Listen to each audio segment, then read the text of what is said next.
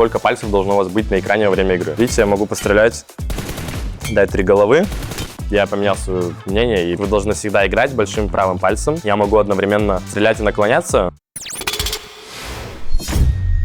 Всем привет, с вами Ирагон. Сегодня будет гайд о сенсей управлении. Я вас уверяю на все 100%, то, что после него вы прокачаете свой уровень игры и все навыки на все 100%. Вы станете играть гораздо лучше, чем играли. Сенса — это, в принципе, очень огромный пункт в вашей игре. То есть это такая база, которую надо понимать, разбираться и в идеале настроить под себя. Но идеальная сенса должна быть универсальная во всех аспектах игры. Например, вам надо выбить машину или пострелять в точку пуль 10 где-то, по спрею, да, дать 3 головы. Например, низкая сенса позволит вам сделать всего лишь одно действие из этого. Это пострелять 3 пули в голову. Высокая сенса поможет вам потрекать, то есть вести по машине, которая там едет, условно говоря, по мираде 150 км в час, и выбить ее. Ни высокая, ни низкая сенса не даст вам универсальности в игре, вы не сможете сделать все действия одновременно. Поэтому я предлагаю вам найти ту сенсу. Вы сможете и стрелять в точку, и выбивать из машины 8 из 10 раз. Это, в принципе, такое базовое знание, которое мало кто может вам рассказать, но оно имеет ключевой аспект вашей стрельбы в игре. У меня вот, например, универсальная сенса, она небольшая, невысокая, она такая, грубо говоря, скажем, немножко выше среднего, но она позволяет мне и дать 3 головы в пиксель, и высадить машину. То есть, вот, например, допустим, смотрите, я стреляю с 4, видите, я могу пострелять, дать 3 головы, потом надеть коллиматор и выбить чела в упоре на, не знаю, за секунды 2 где-то. Будет проезжать на мираде, там 150 км в час, и идеально на него потрекаю. Сейчас будет вставка моих моментов из турниров с моей сенсой. Можете посмотреть и убедиться в моих словах.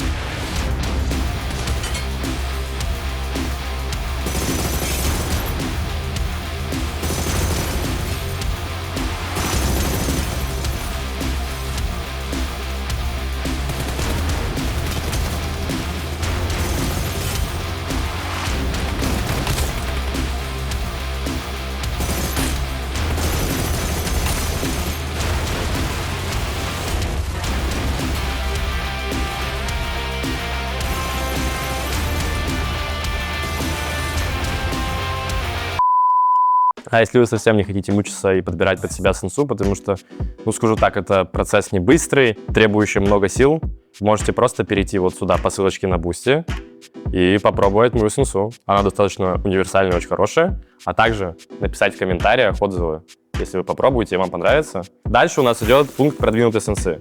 То есть это та сенса, которую можно настраивать под разное оружие.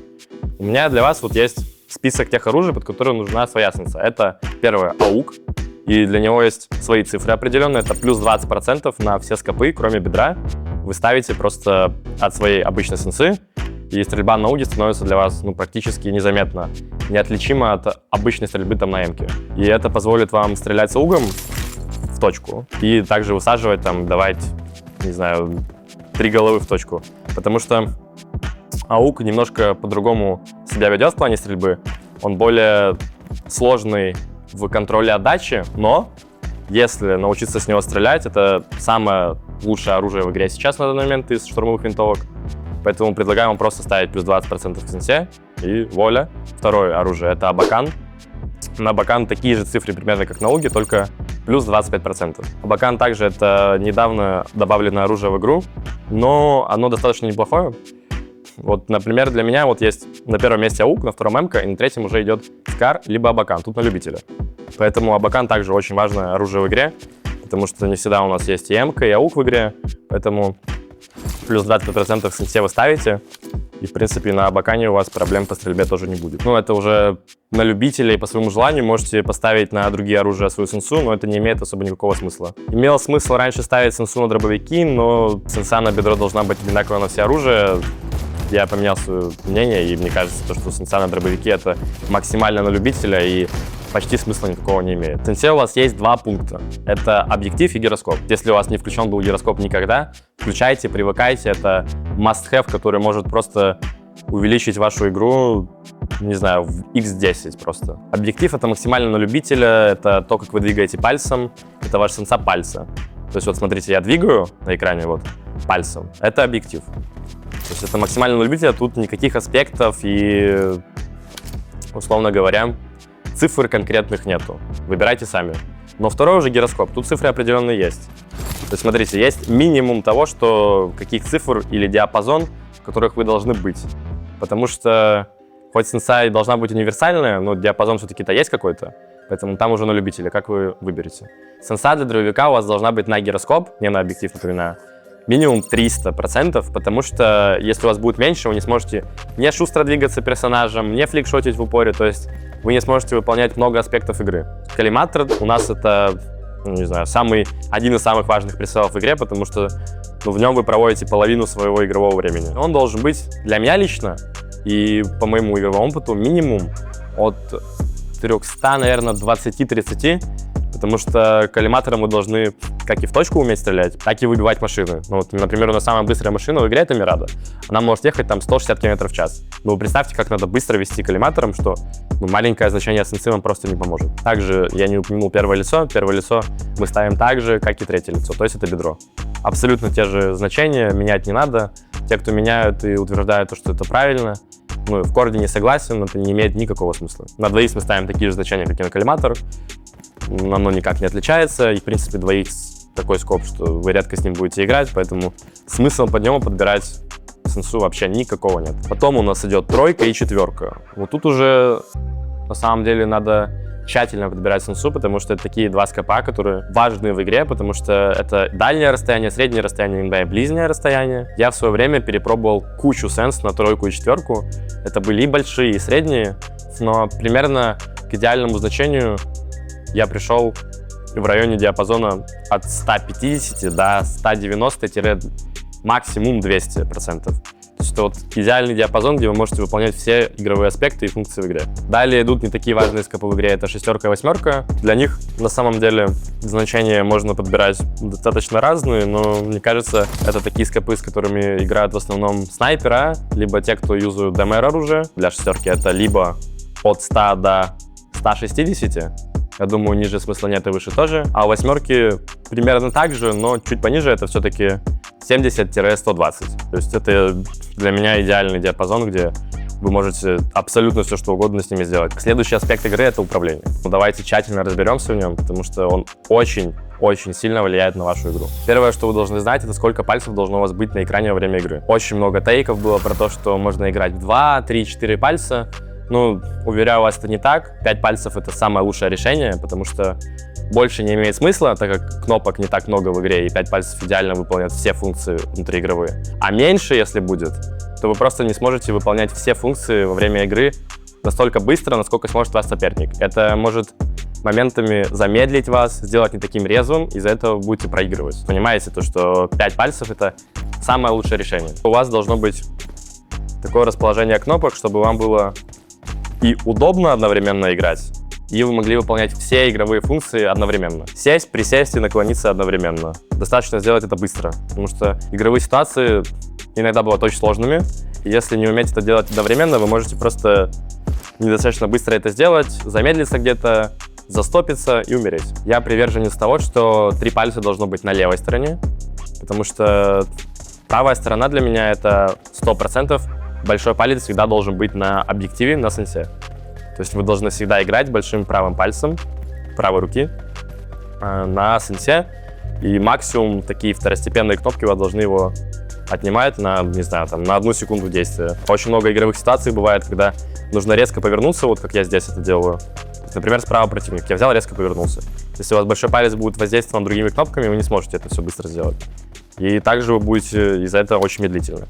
И правый большой палец левой руки должен у вас всегда быть на джойстике. То есть 2 больших пальца у вас должны выполнять одну и ту же функцию почти всегда. Максимум они могут переключать свое воздействие на секунду. И то на очень второстепенные кнопки. Например, у меня на большом пальце левой руки, где джойстик, вообще второстепенных кнопок нет. У меня палец стоит на джойстике. Потому что если вы, представьте, вы играете, у вас этот палец занят другой кнопкой, и вы на секунду просто останавливаетесь на месте.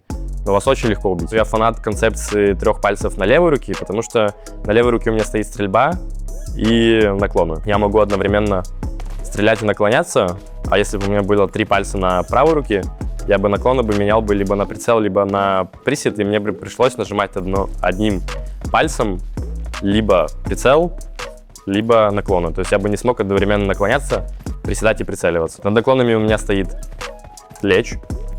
Второстепенная кнопка, в принципе, очень удобна в использовании, если ее туда ставить. Потому что когда вы ложитесь, вам наклоны не нужны, все логично, все очень просто. Вот. Еще на 4-й палец левой руки у меня стоит только стрельба.